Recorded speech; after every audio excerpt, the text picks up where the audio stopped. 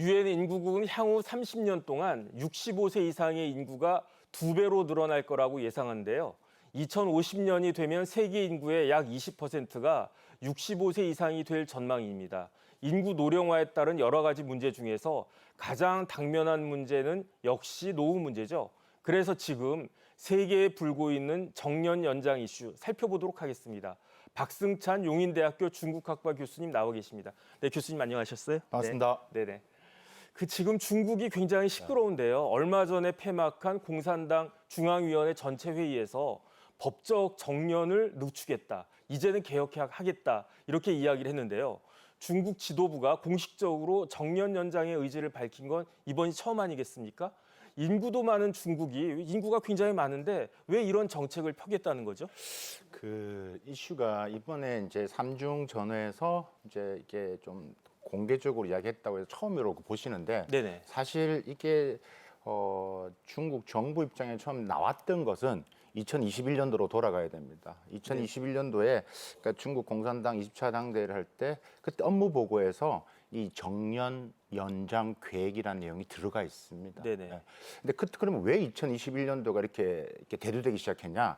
2021년도가 65세 이상 인구, 그러니까 60 인구에서 인구 비중이 중국 전체에서 14%, 그러니까 이제 고령 사회에 네네. 들어간 거죠. 네. 그러니까 이제 중국 입장에서는 그리고 나서 2030년도에는 20% 이상 초고령 사회로 갈 수 있다라는 게 이제 대두되면서 그때부터 이슈가 부각되기 시작했고 네네. 이번에 이제 삼중전에서 이제 이게 짜잔하고 나타난 겁니다. 그래서 좀 이상하지는 않고 이제 드디어 나올 게 나왔다라고 이제 보는 건데 일단 이렇게 이제 하는 이유는 결국은 중국이 경제 성장을 해야 되는데 이 허리에 해당되는 중국 경제 성장을 만들어 왔던 이 생산 인구가 줄어든다는 거거든요. 네네. 그러니까 결국은 감소한다는 것은 지금 이 미국이 중국을 자꾸 때리고 있는 상태에서 글로벌 공급망을 만들어 나가야 되는데 그게 못하고 있으니까 안 되겠다라는 이 불안 심리 네네. 이것들이 대두되기 시작했고 인구 감소는 또 결국 임금 상승으로 이어진다라는. 네네. 우리가 이제 이런 것들은 이제 뭐 루이스의 전환점이라 하는데 그럴 경우 외국 기업들도 투자를 안 할 거고 네네. 중국 내에서도 이게 이제 문제가 될 수밖에 없는 것들이죠. 그러니까 이런 게 복합되면서 이번에 이제 강력한 의지를 표명했다라고 이해를 하시면 될 것 같습니다. 네, 중국의 이제 마오쩌둥 모택동이죠. 머릿수가 국력이다 이런 이야기를 했었던 것 같은데 그리고 사실은 중국의 그 높은 경제 성장률 지금까지 그것이 14억이라고 하는 거대한 인구에 힘입은 바가 굉장히 크지 않습니까? 네네네. 하지만은 고령화 문제가 중국도 예외가 아닌데 도대체 얼마나 심각하게 이러한 그 결과가 나왔습니까? 매우 심각합니다. 중국 인구 조사를 한 10년에 한 번씩 하거든요. 네네. 그러니까 2021년도가 가장 최근에 한 겁니다. 그때 7차 인구 조사를 했었는데 그때 한 뭐 14억 한 2천만 명인데요. 이제 우리가 전체적으로 이제 중국 인구가 이제 조금씩 줄어들고 있는데 태어난 신생아 수를 보면 확연히 지금 중국 정부가 얼만큼 긴장하고 있는지를 알 수가 있습니다. 조금 데이터를 설명을 드리면 시청자분들이 이해가 좀 빠르실 것 같습니다. 왜냐하면 중국이 2019년도만 해도 한 1,495만 명. 네네. 그러니까 1년에 1,500만 명이 태어나는 거예요. 네네. 2020년도에 확 줄어져 한 1,246만 명. 네네. 그다음 2021년도가 1,062만 명. 네네. 줄어들고 있죠. 2022년도가 드디어 1,000만 명 이하로 내려옵니다. 네네. 956만 명. 네네. 그리고 작년에 900만 명. 네네. 이제 902만 명. 매우 심각한 거죠. 네네. 그러니까 아까 말씀하셨다시피 이 머릿수가 국력인데 이게 지금 줄어들고 있다는 것은 중국 정부 입장에서 야, 큰일 나겠네 라고 생각을 한 거고 중국이 자꾸 이제 고령화되고 있죠. 그래서 지금 그 7차 인구 조사할 때 60세 이상 인구가 한 2억 6,500만 명이었어요. 네네. 그럼 몇 프로 정도 차지하느냐? 네네. 한 18.7%. 어. 그 점점 이게 넘어가면 이 많은 수 인구가 어떻게 될 것이냐라는 것들.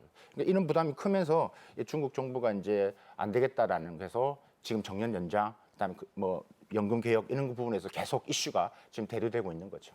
그러니까 중국도 우리나라랑 큰 차이가 없어 보이네요. 그런데 옛날에는 메이드 인 차이나가 없으면 살기 어렵던 시절도 있지 않습니까? 제가 옛날에 미국 갔더니 미국 사람들이 우리는 중국에 고맙게 생각해야 돼 이런 이야기까지 했었는데 그런데 요즘은 옛날과 같지가 않은 것 같아요. 이게 노동 인구가 감소하고 고령화 때문에 이렇게 메이드 인 차이나가 줄어들었다고 볼 수 있겠습니까?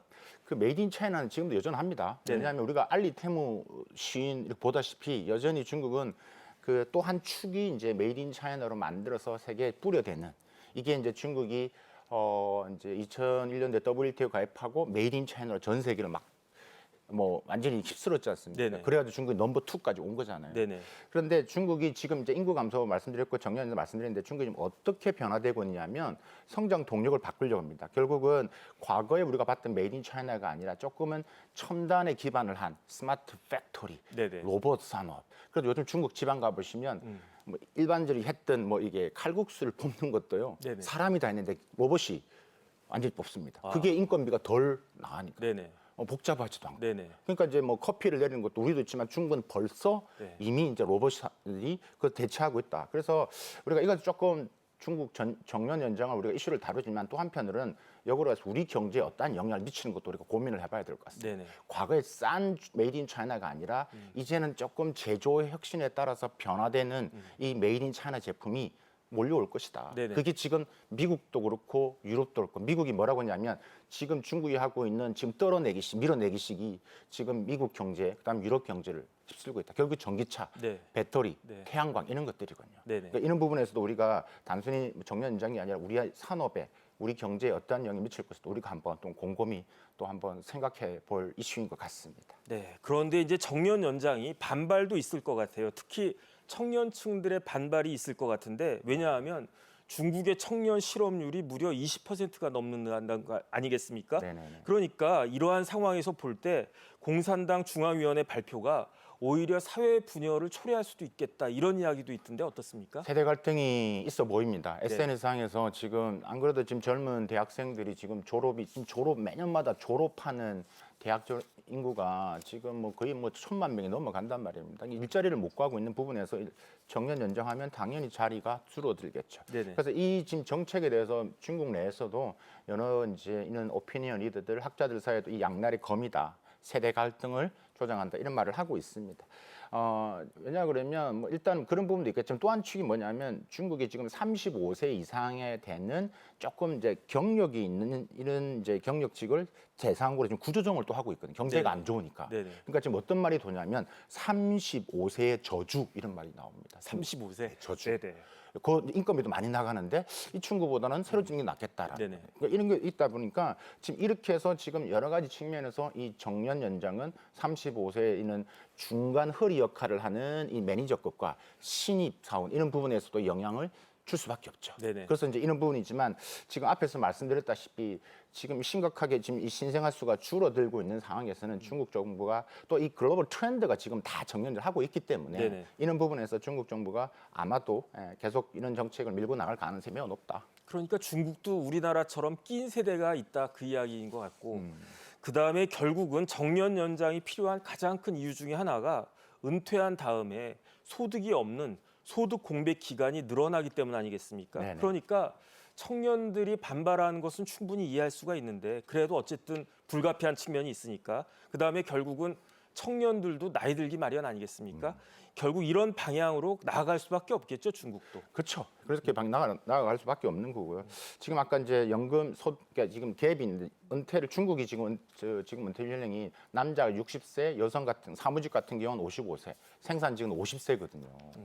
그러니까 이제 그리고 나서 뭐 지금 이제 연금을 받을 기간이 보통 한 62세 되니까 한 8년 이상을 공백 기간이 생기는 겁니다. 네네. 그러니까 이런 이제 불안감도 생기는 거고 네네. 그러다 보니까 지금 여러 이제 부작용도 많이 생기고 나는 거죠. 예를 들면 뭐 미리 지금 은퇴를 하겠다라는 사람, 조기 은퇴를 하는 사람도 있고 연금이 없어지면 네. 지금 연금이 지금 고갈되는 것도 있기 때문에 네네. 그래서 이제 연금에 대해서 없어지기 전에 미리 받겠다는 사람도 있고 여러 가지 이런 좀 부작용도 생겨나고 있는 현 상황이라고 보시면 될 것 같습니다. 참 쉽지 않은 그런 문제일 것 같은데 그런데 청년들 외에도 저소득층 특히 근로 조건이 열악한 노동자들도 반발을 한다라고 하는데 뭐 간단하게 생각하면은 더 일하면은 돈을 더 벌 수 있는데 왜 반발하지 이런 생각을 할 수 있는데 왜 이렇게 반발을 하는 거죠? 그 이유가 뭐겠습니까? 지금 이제 가장 큰 이유가 제가 좀 전에 말씀드린 이 조기 은퇴의 분위기입니다. 이게 네네. 무슨 말이냐면 결국은 이 저소득층이라는 게 지금 또 열악한 근로 조건 중국에 있을 때 중국에는 농민공이라는 측면이 있습니다. 그러니까 시골에서 와서 도시에서 하는데 대부분 인건비가 낮은 예전에 중국 경제를 우리가 콘크리트 경제라고 했죠. 막 지으면서 일자리가 필요했던 거죠. 이 작업장이나 이 노동 현장에서. 그러니까 이런 분들이 결국은 이젠 경제 상황이 안 좋아졌고 예전처럼 중국 경제가 성장을 하면서 계속 이제 뭐 건물을 짓고 하는 게 힘들어지다 보니까 일자리도 줄어들고 결국 그런 이제 임금 상승폭도 낮아질 수밖에 없고 그러다 보니까 이제 빨리 돈을 받기 위해서는 빨리 나가는 게 낫겠다. 조기 은퇴를 해야 되겠다. 네. 아까 제가 말씀드렸는데 지금 중국 정부 이제 보면 이 자금이 정점이 중국 사회과건에서요. 도시 근로자의 지금 연금 부분에서 지금 계산한 게 있는데 2027년도에 지금 쌓여든 연금이 한 정점이 한 우리 돈으로 한 1,320조 정도 1320. 찍고. 네네. 찍고 이제 계속 내려갈 거라는 아, 거죠. 그러고 나서 2035년도 40대 가면 고갈이 되기 때문에 네네. 이제 이런 것들이 나오다 보니까 말씀하셨다시피 우리가 거기에 경쟁 끼지 못하는 저소득층과 그다음에 이제 근로조건이 열악한 노동자들 같은 경우는 야 지금 뭐 안 좋기 때문에 아예 지금 미리 빨리 받고 끝내는 게 낫겠다 이런 네네. 심리가 작용한 것들이 가장 큰 이유다라고 말씀드릴 수 있겠습니다. 그런데 이제 중국만이 아니고 대만도 고령화 쇼크로 65세 정년을 아예 폐지한다는 거 아니겠습니까? 네. 이게 아주 세계적으로 화제가 됐는데 이건 어떻게 보십니까? 지금 이게 뭐 지금 지난 7월 15일이죠. 이게 우리의 국회에 해당되는 이제 대만 입법원에서 이제 수정안이 통과된 건데요. 그러니까 노동기준법, 그다음에 고령자 취업 촉진법 관련해서 이제 수정안이 통과된 건데, 그러니까 뭐 65세 이상 퇴직 이제 근로자에 대해서 임금을 삭감한다든지 근로 조건을 뭐 악화시킨다 이렇게 했을 경우, 그러니까 우리 돈으로 이제 만약에 그런 사업장 그런 게 있었다면 위반했을 경우, 뭐 우리 돈 한 6,400만의 벌금을 먹인다는 거거든요. 그래서 이런 부분에서 결국은 타이완, 대만이 갖고 있는 게 결국 제조입니다. 네네. 그러니까 중국도 마찬가지지만 대만은 제조로 해서 성장하기 때문에 네. 제조 혁신은 결국 헐입니다. 어쩔 수 없이 지금 대만도 고육지책으로서 할 수밖에 없는 이런 상황으로 지금 내몰리고 있다. 그다음에 이제 저희 같은 사람이 딱 생각하기에 고령 사회 하면 딱 떠오르는 나라가 일본이잖아요.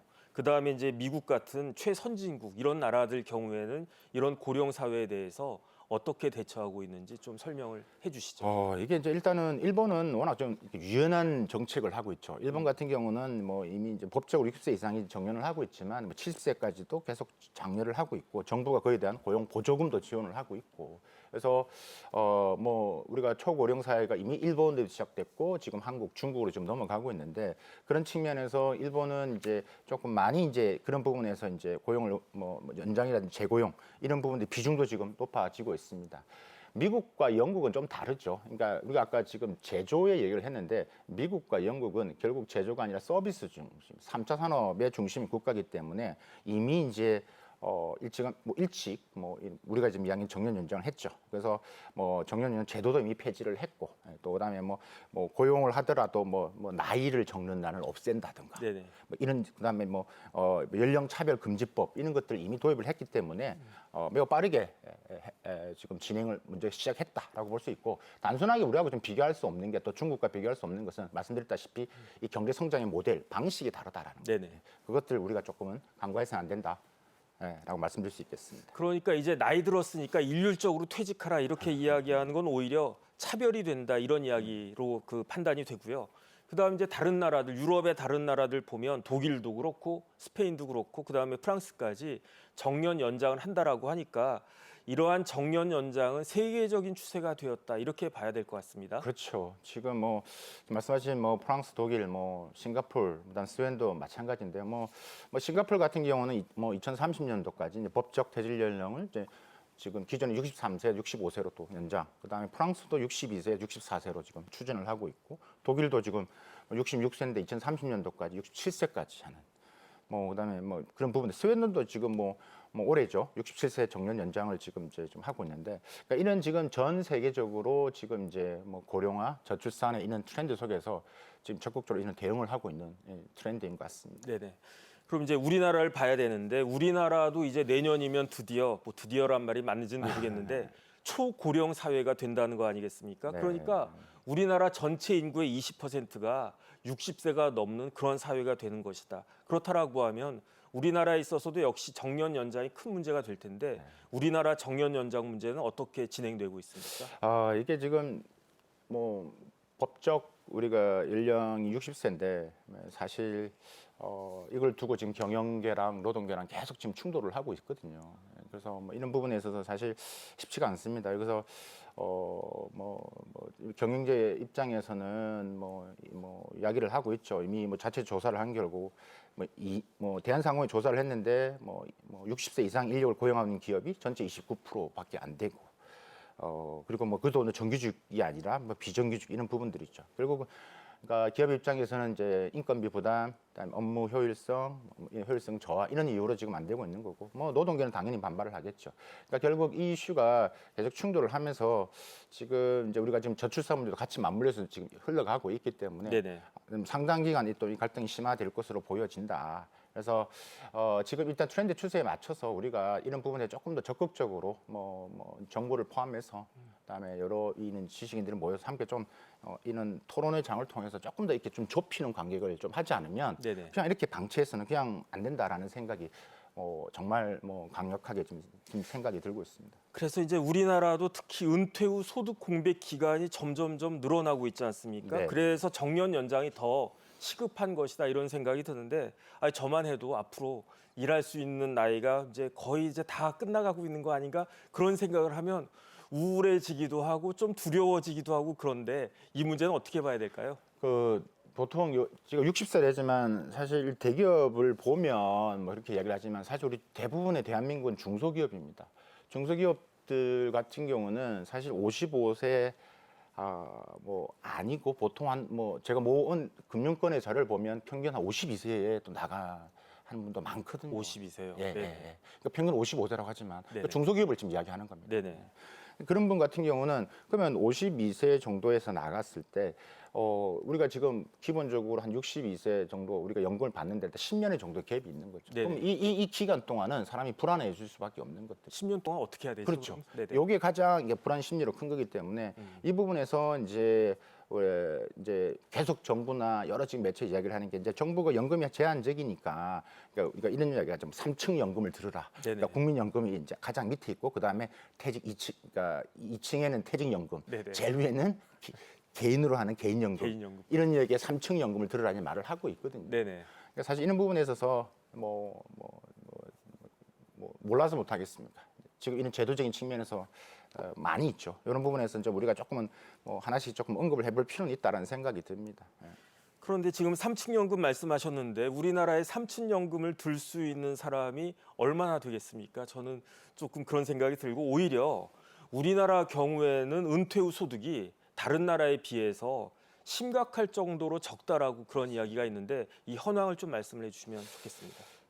이게 일단은 우리가 이제 지금 이 은퇴 후에 지금 이제 그러니까 지금 은퇴 후에 지금 연금을 받기 전에 그 빈 공간을 이제 우리가 경제 용어로는 이제 소득 크레바스라는 표현을 씁니다. 크레바스라는 게 결국은 이 빙하의 표면에 생기는 균열이거든요. 그렇죠. 예, 이게 균열인데 그게 엄청 깊습니다.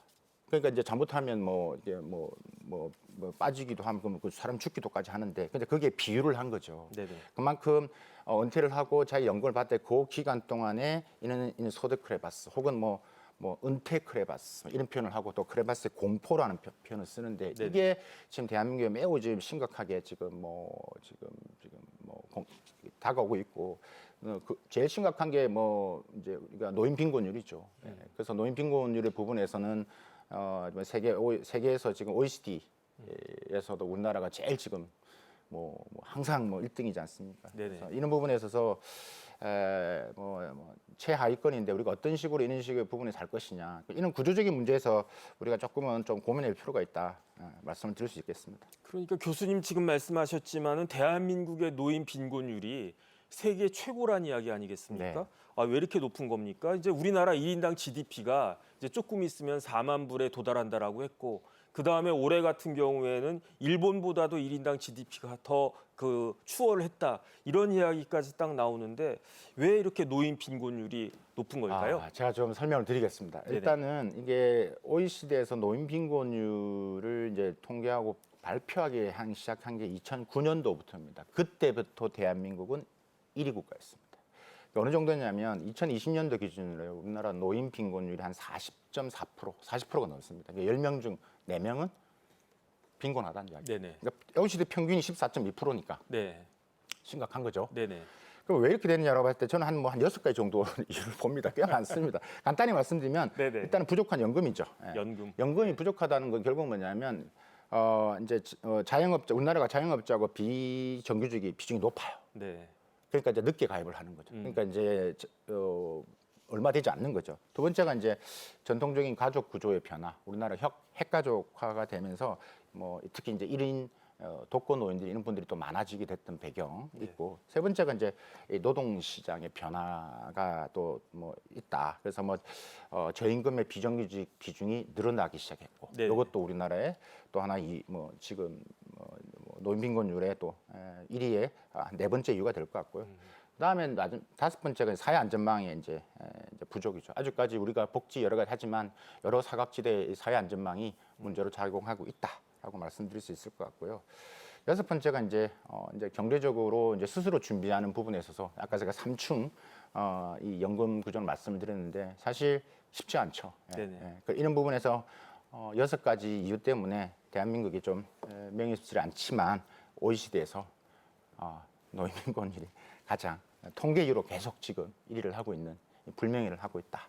이 부분에서 우리가 조금 더 좀 그냥 볼 것이 아니라 좀 더 심각하게 쳐다봐야 될 것 같습니다. 네. 우리의 자화상이 될 수도 있기 때문에 그렇습니다. 네. 어떻게 보면 우리나라가 그동안에 급격하게 성장을 했기 때문에 그렇기 때문에 미진한 점도 불가피하다 이런 측면이 있을 것 같습니다. 그렇기 때문에 어쩌면 지금이야말로 우리나라가 정년 연장을 추진할 적기가 아닌가 그런 생각이 드는데요. 초고령 사회 진입을 바로 눈앞에 두고 있으니까 그러니까 이런 문제를 해결하는 것이 시대적 과제 아니겠습니까? 그런데 제가 궁금한 게 언론에서는 초고령 이런 이야기를 하지만 일반 국민들은 저 포함해가지고 실생활에선 이런 부분들이 그렇게 체감이 잘 안 되는 것 같거든요. 왜 그렇다라고 보십니까? 근데 이게 체감이 우리가 왜냐하면 아직까지 이제 다가올 위기에 대해서 이렇게 느끼지 못하는 것들이죠. 그러니까 계속 지금 이제 길거리를 가면 10명 중에 뭐 5명이 이제 노인 인구고 이런 부분에 있어서 실제 받아들이는 건 되지는 않죠. 네. 계속 이제 언론 매체에서 이제 남아 있는 연금이 얼마 되지 않기 때문에 그래서 뭐 이런 이야기를 하면서 자꾸 분위기를 떼우고 하고 있다. 결국 이제 우리가 이런 부분에서 해야 될 것은 이제 고령화 혹은 초고령화 이제 진입을 하는 부분에서 우리가 더 이제 이런 여론을 해서 사람들이 긴장하게끔 해서 이를 이슈화, 그다음에 이걸 공론화시키는 작업을 조금 더 저는 강력하게 드라이브를 걸어야 된다 그렇게 생각을 합니다. 네. 그래도 지금 국회에서 일단 정년 연장에 대한 법안이 발의가 되기도 하고 그다음에 아직 꾸준히 논의 중이니까 체념하지 말고 결과를 기다려보면 좋겠습니다. 오늘 말씀 감사합니다. 박승찬 용인대학교 중국학과 교수님이셨습니다. 네, 교수님 감사합니다. 감사합니다.